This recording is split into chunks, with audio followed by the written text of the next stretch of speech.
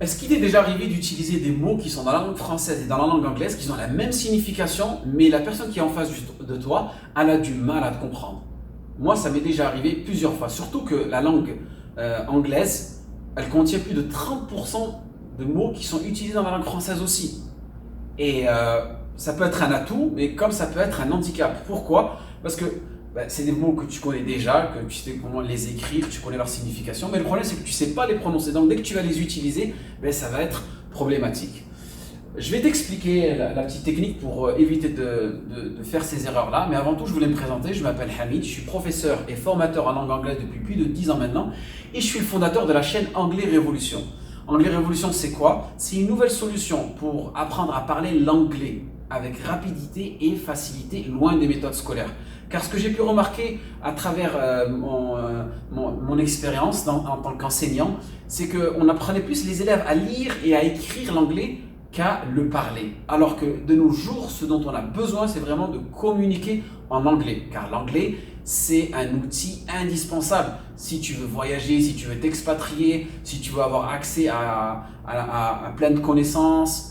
Et voilà. Donc tu connais, je ne vais pas te donner plus d'exemples, tu sais l'importance de la langue anglaise aujourd'hui. Donc n'hésite pas à t'abonner à la chaîne Anglais Révolution pour bénéficier de plein de petites techniques, plein de petites astuces pour vraiment progresser rapidement en langue anglaise, et on va se focaliser sur comment bien parler un bon anglais. Quand je dis un bon anglais, c'est-à-dire un anglais authentique, un anglais que tu vas pouvoir utiliser dans la vie quotidienne, car c'est vraiment se focaliser sur l'essentiel. Ça ne sert à rien d'apprendre des centaines et centaines de règles de grammaire et je veux dire plein de dans la conjugaison alors que tu ne vas pas utiliser. Vraiment essayer de se focaliser sur ce dont on a vraiment besoin, et c'est ça le but de cette chaîne. Donc pour revenir à l'explication, c'est simple. Là, ce mot institution, tu connais ce mot en langue française, il n'y a pas de souci. Mais maintenant, comment est-ce que tu vas le prononcer en anglais? Et c'est là qu'il va falloir faire attention. Ce qu'il va faire attention, c'est aux voyelles. Car les voyelles sont vraiment le calvaire des francophones. Pourquoi? Parce qu'elles sont exactement, elles s'écrivent de la même manière, et il y en a qui se prononcent de la même manière, et il y en a qui se prononcent de manière différente.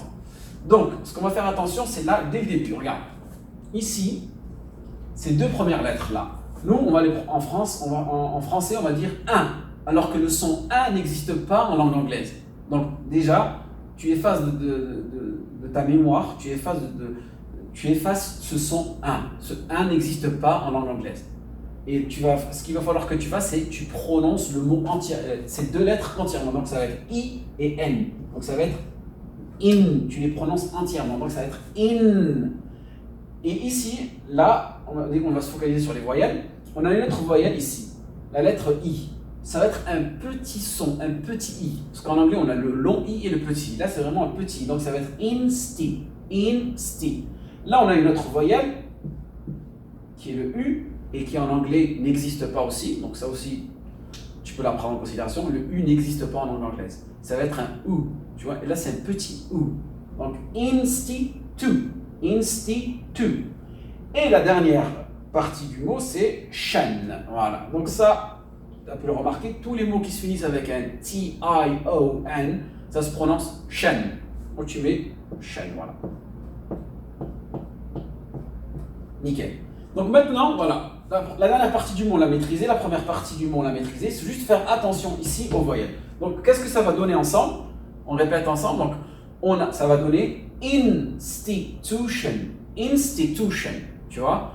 Mais maintenant, tu sais le prononcer en anglais. Le problème, c'est que dès que tu vas le reprononcer en français, tu vas avoir du mal à le reprononcer en anglais. Donc, qu'est-ce qu'on fait? On s'entraîne à prononcer ce mot-là des deux manières, en français et en anglais. Comme ça, tu habitues ton cerveau à ces deux modèles-là. OK? Donc, ça fait institution, institution. Institution, institution. Voilà, maintenant, tu sais comment prononcer en français et en anglais. Parfait? Voilà. Donc, c'est ça que donc, pour revenir à ce que j'avais dit aussi, c'est les voyelles. Les voyelles, voilà. Les voyelles en langue française. Voilà, comme en anglais. Elles sont ici.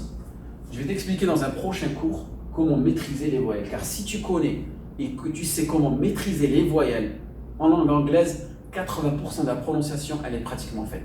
Ça y est, à ce niveau-là, tu es au top. Je veux dire, tu n'auras plus de problème de prononciation. Et ça, on verra ça dans un prochain cours.